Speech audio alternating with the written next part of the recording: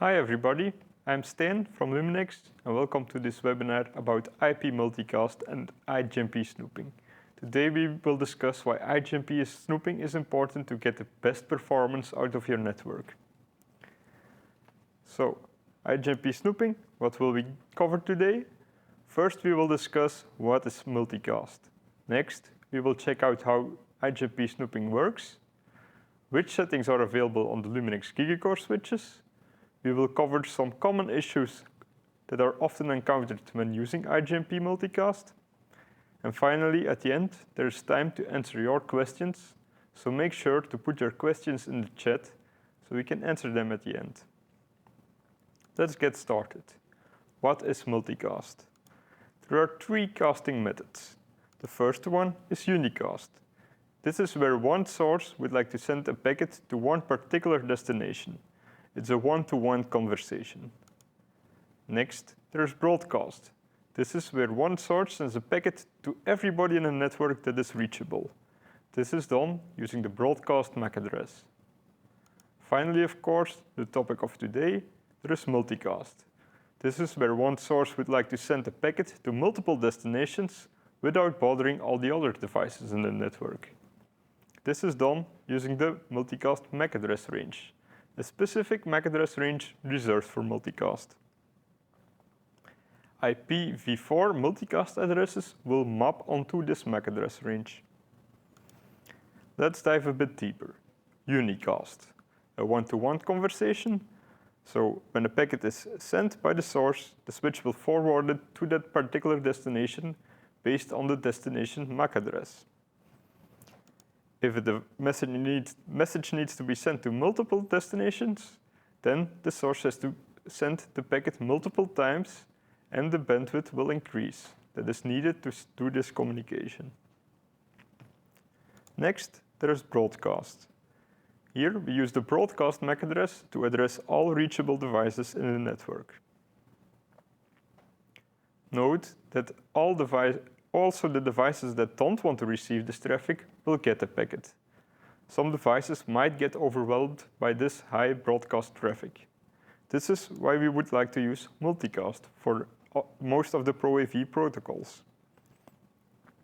IPv4 multicast only works if you combine it with IGMP snooping. So how does it work? Essentially, one switch will be elected as the carrier. The carrier announces itself on the network and asks everybody who would like to join a certain multicast address. Next, the source will send out the multicast data and the switches will forward it on the right ports to make sure that only those that are interested in the data will get the data. That was a very brief introduction. Now let's go a bit deeper in how IGMP snooping works. First of all, what is IGMP? IGMP stands for Internet Group Management Protocol. It's a communication protocol to establish IPv4 multicast group memberships and to handle IPv4 multicast data. There is also MLD, which stands for Multicast Listener Discovery. It works very similar to IGMP, but is specific to IPv6 multicast. There are three types of IGMP messages. The first one, the membership query, is sent out by the carrier switch. It essentially says who needs any multicast. There are two types of query messages. The first one, the general query, is who needs any multicast. Then anybody who would like to receive multicast data will respond. There is also the group-specific query. This is where only devices that need a particular multicast address will respond. So for example, who needs Stream ACN Universe 1? Note that Stream ACN Universe 1 corresponds with one particular IPv4 multicast address. Next, there is the membership report message. This is sent by the multicast receivers to indicate that they would like to receive a certain multicast address. So for example, I would like to receive Stream ACN Universe 1. Finally, there is the leave group message. If receivers no longer would like to receive multicast, for example, because their patch was changed to another universe, then they get indicated by leaving the group. So I would no longer want to receive stream ACN universe 1.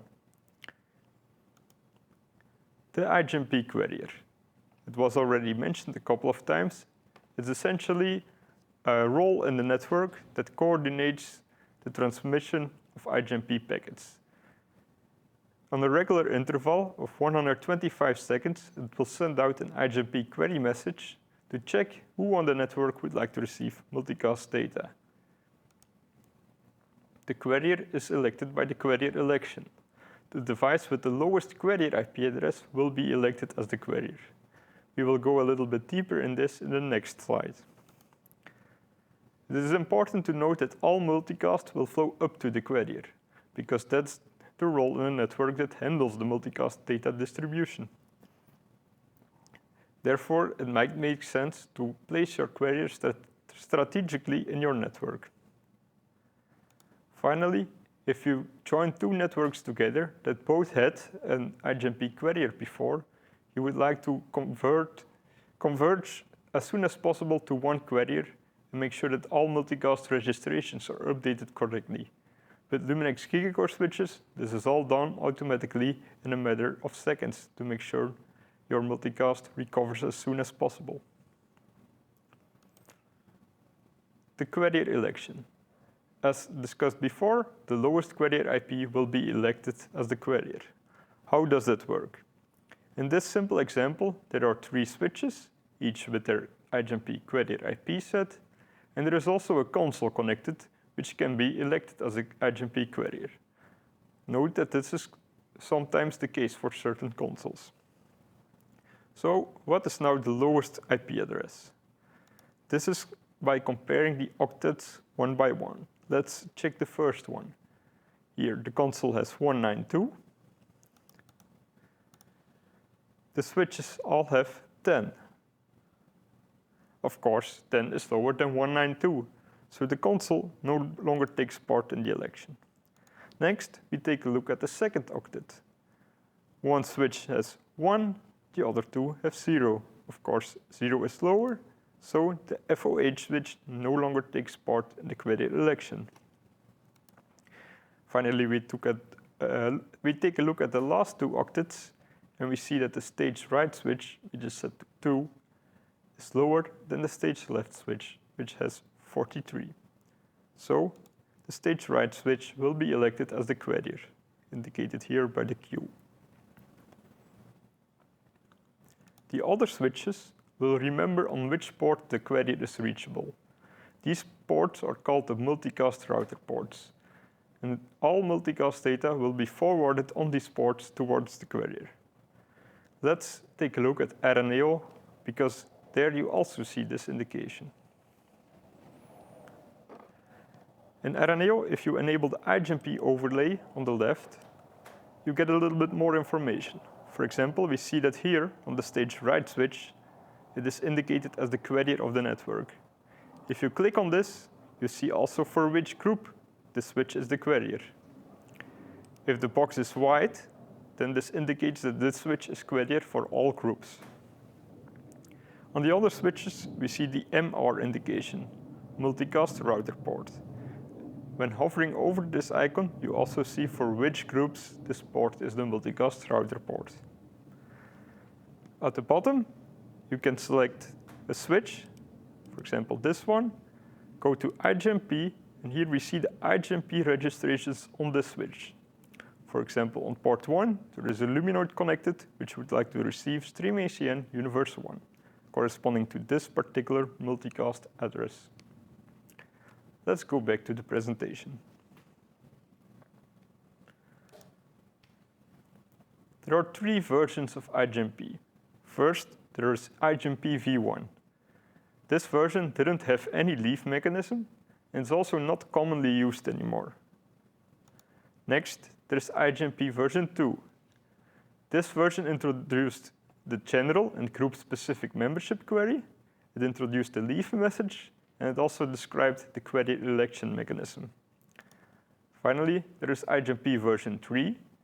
Here, the source-specific multicast was introduced, which means that you can not only indicate that you would like to receive stream ACN universe 1, but also from which source this needs to come. So you can specify which source we would like to receive multicast data from.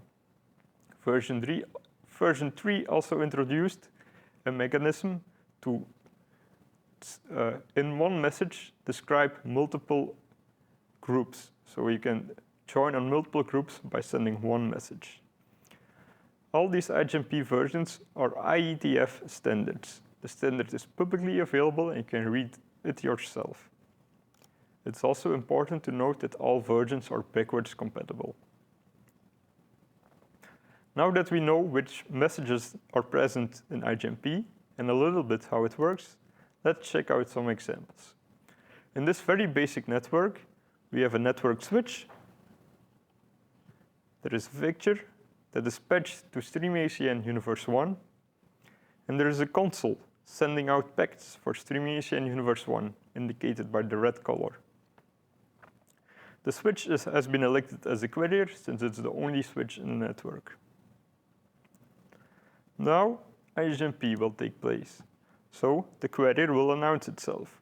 Who would like to receive multicast data? It's important that all devices respond within the query response time. So the fixture will respond with, I would like to receive stream ACN universe 1. The switch will note this as a multicast registration for, in this case, port number 4, and will start forwarding stream ACN universe 1 on this port. When the patch for the fixture will be changed, for example, to another universe, the fixture will indicate this by leaving stream ACN universe 1. It will say, I no longer need this universe, and send out this packet to the carrier. The carrier next will ask the network, does somebody else still need stream ACN universe 1? In this leave time period, the others have to answer if they still would like to receive stream ACN universe 1. If this is not the case, the registration will time out, and the switch will stop forwarding traffic to the fixture. Let's take a look at the bigger network. Here, there are multiple fixtures. There is still a fixture on stream ACN universe 1. There is the green fixture on universe 2. And there is a Luminode 4, where the fourth port is patched to stream ACN universe 3 with a fixture connected. First, let's see what happens if you don't use IGMP snooping. In this case, all data will be treated as broadcast data. You will see how this floods all fixtures in the network, and they will get data from all universes, even though they don't need it. Now, let's see what happens if you enable IGMP snooping. The console still sends all packets up to the carrier, and the carrier will announce itself in the network by asking who would like to receive multicast data, and the fixtures will each respond with the corresponding universe they would like to receive. So the red one would like to receive universe 1, the green one would like to receive universe 2, and the Luminode will ask for stream ACN universe 3. Once these registrations are set in the switch, the traffic will be forwarded.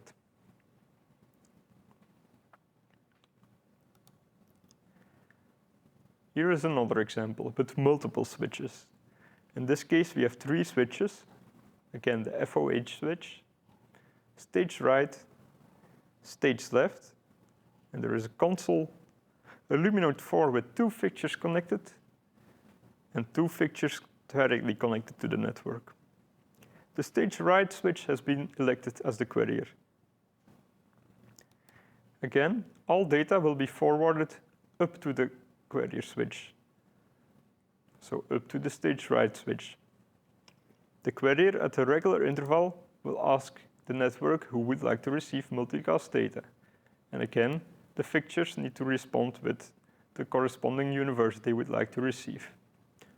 So the red one would like to receive stream ACN universe 1, and we'll get that data. Next, the Luminode 4 will respond for both these ports with universe 1 and universe 2. And finally, of course, this one would like to get universe 3, so it sends a message that it would like to receive universe 3. Once those registrations are set, the traffic is forwarded to the corresponding fixtures. And only those that are interested will get the data. Note how here on this connection to the stage right switch, also the green packets are forwarded, even though on that side of the network, the green packets are not needed. This can be a reason to change the configuration of the switches so that the FOH switch will become the carrier switch in this particular case. To check out how we do this configuration, let's see which options are available on Luminex gigacore switches. There are two configuration methods possible. First, there is the web interface, which you can reach by browsing to the IP address of the switch. Here you go to the Groups Trunk Settings and Edit Groups. This is where you can find the IGMP settings. The other option is using RNAO software. With RNAO software, you can configure your IGMP settings for the whole network at the same time. Again, you will find the IGMP settings under Group Trunk Settings, Groups, then IGMP settings. Let's see which particular settings are available. First, there is of course snooping. By enabling snooping, IGMP snooping is enabled. Without snooping, all data will be treated as broadcast. Next, there is the unknown flooding setting. When you enable this setting, all multicast data for which the gigacore doesn't have any registration, so that is unknown by the gigacore, will be flooded on the network. So this data will be treated as broadcast data. We will see later on why this might cause issues. Therefore, this setting is disabled by default, and any data that doesn't have any registration will be dropped by the switch. Next, there is fast leave. When you enable this, the gigacore will immediately stop forwarding multicast when the last receiver of a certain multicast address indicates that it no longer needs it. This means that there is no leave time needed, and it can improve the performance of a network by stopping the forwarding of multicast data when it's no longer needed. Especially for video applications, this can be important when you use a lot of bandwidth. If you switch to a new video stream, you would like to stop forwarding the previous stream as soon as possible. Finally, there are the carrier settings. When carrier is enabled, the gigacore will take part in the carrier election process for that particular group.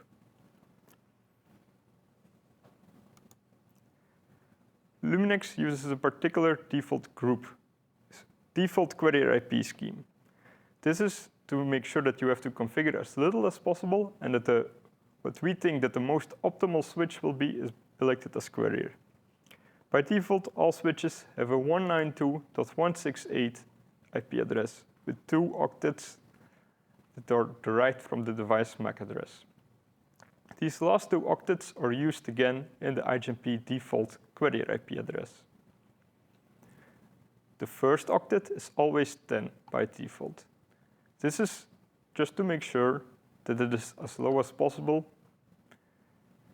The second octet, which is the X, depends on the maximum supported speed by the gigacore. We believe that if a gigacore is 10 gigabit capable, it might make more sense to have that elected as a carrier compared to a gigacore that can only support 1 gigabit speeds. There's also the carrier IP mode or priority setting, and this is where you can indicate a particular switch to have priority over others. If you set a switch as the primary, then the X element will get even lower. Of course, it's also possible to configure custom IGMP carrier IP addresses.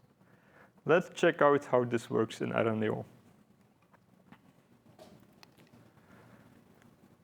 So, to find the IGMP settings, we go to Configure, Group Trunk Settings. Next, we choose Groups. Then you select the group for which you would like to change the IGMP settings. Here you can find the IGMP settings. As discussed, there is an option for enabling or disabling snooping, unknown flooding, and fast leave. For the query settings, you click this icon. Here we can see all switches in the network, and at the moment they are all configured for Query. If you don't want a particular switch to take part in query election, just click the checkbox. And also, if you would like to give certain switches priority, for example the FOH switch, you can select it as the primary querier. See how this affects the query IP address. Of course, you can also choose custom to go fully custom and choose your own query IP address. When you're done, click OK. The RNAO will ask you if you would like to use these settings for all groups. Typically, this is recommended because it just makes things easier if you know which particular switch is your querier. You will come back to this screen and you still need to apply the settings. This will apply the settings to all switches in your network. We now see how the FOH switch has been elected as the querier. Let's go back to the presentation.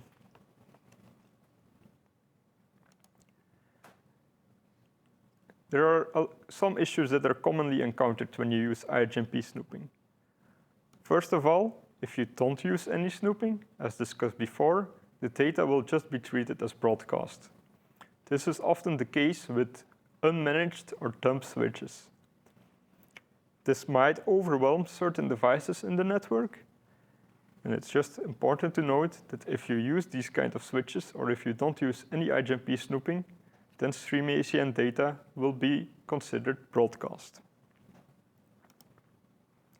So it's important to make sure that your switches are IGMP capable. This is the case for all gigacore switches.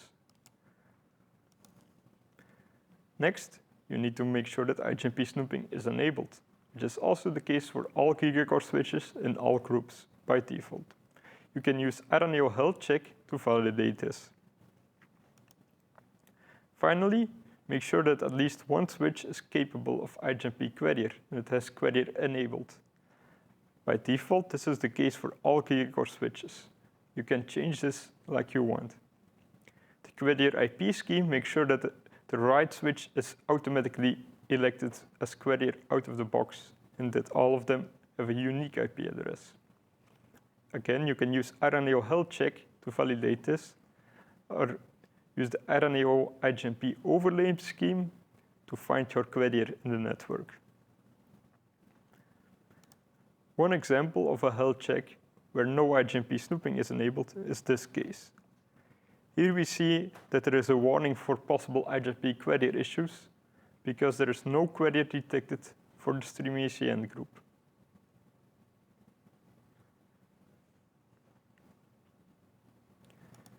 Another issue is when a fixture does not implement IGMP, so it doesn't respond to the IGMP packets. In this example, there is a switch, a lighting console again, and fixtures from two different brands. Brand X doesn't implement IGMP. It claims to support stream ACN, but without IGMP, that only works if you do unicast, of course. Brand Y does implement IGMP correctly. Let's now see what happens. Again, the console sends the data up to the querier. The querier will announce itself in the network and asks who would like to receive multicast data. Now the fixtures should all respond, but only the fixture from brand Y will respond with I would like to receive stream ACN universe 1. The switch will register this, so port number 4, stream ACN universe 1, and it will start to forward the packets. The fixtures from brand X don't respond, so port number 2, no data will be forwarded. And this one is just lucky, because it's on the same line as another fitch that does implement IGMP correctly. So this fixture will work as long as brand Y is connected on the same line. you can check the IGMP registrations using RNAO. This issue, as explained, is often caused by a bad or no IGMP implementation in the devices. The only real solution for this problem is to contact the manufacturer of the device. Luminex is always willing to help them out to make sure that they get the right information and the right tools. Another issue is when a device uses Linux under the hood. In Linux, there is a particular setting called reverse path filtering. We have a knowledge base article available on this, which you can find on our website.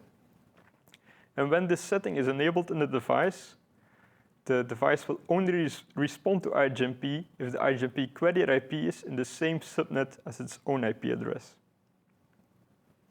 This might be a reason to change the carrier IP to custom and make sure that it matches the subnet of the device. There are, of course, a couple of workarounds possible, even though that they are not ideal. The first one is to disable IGMP snooping. But just remember that in that case, all multicast data will be treated as broadcast. Optionally, you can combine this with the LumiCore and forward data to another group, so you can separate the bad devices in a dedicated group, and broadcast will be limited to just that group. Another option is to use StreamACN unicast or the ArtNet broadcast protocol. But if you use ArtNet, of course, it's again a broadcast protocol, and it might overwhelm certain devices in the network. As we have seen in the example, you might also get lucky by using inline devices that does implement IGMP correctly on the same multicast address. This way, devices with a bad implementation can use this to also get the data. Finally, if a device doesn't implement IP protocols correctly, it might make sense to stick with DMX, even though it's not ideal. As explained, Luminex is always willing to support manufacturers that would like to improve their IGMP implementation. We have already done this for various fixture manufacturers, and they have massively improved their IGMP implementation. We have also an IGMP white paper available on the website. We regularly do trainings and webinars like this one, and you can find a test tool on GitHub to test the IGMP implementation of devices. This can be done by connecting the device directly to the network interface on your computer and run a script, and it will give you some results. Just note that this tool isn't very easy to use, but manufacturers can definitely use this if they would like to improve their implementation. Let's go to the next issue, using unknown flooding. As explained before, when you use unknown flooding, all multicast for which a gigacore doesn't have any IGMP registration, so which is unknown, will be flooded on the network, so it will be broadcasted. In this example, the switch has unknown flooding enabled, so even without registrations, the fixtures will get the data. Note that these are the same fixtures from the manufacturer with a bad IGMP implementation from the previous example. When the query asks who would like to receive multicast data, they don't respond. But they will still get the data because the data is unknown by the switch, and unknown flooding is enabled, so they will get the data. And you might think that everything is fine. But next, somebody comes and connects a computer running StreamACN Viewer to your network. StreamACN Viewer does implement IGMP, and it will join on StreamACN Universe 1. As soon as the switch gets this registration, the multicast for StreamACN Universe 1 is no longer unknown by the switch. So it will only forward it on ports that have registration for this universe. In this case, the fixtures will no longer get the data. So they will no longer respond. Similarly, if we take another example, so it's the same example. This registration is gone. The fixtures get the data, but now we connect the computer in line with the fixture.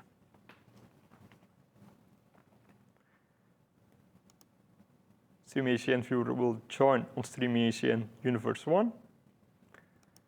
The switch will register this, so it now knows port number 4 would like to get StreamACN Universe 1. As soon as the registration is set, it will no longer forward StreamACN Universe 1 for the fixture on the bottom. The fixture on top will still work, just because the data passes through here while getting through the computer.